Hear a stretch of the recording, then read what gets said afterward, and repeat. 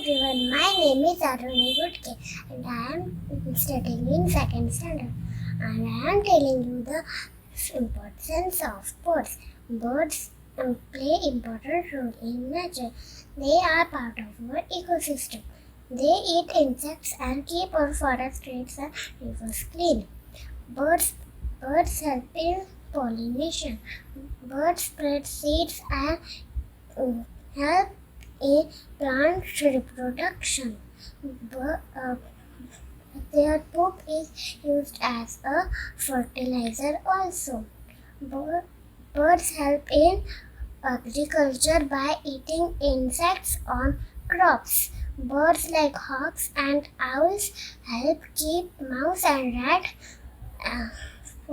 population in control. Birds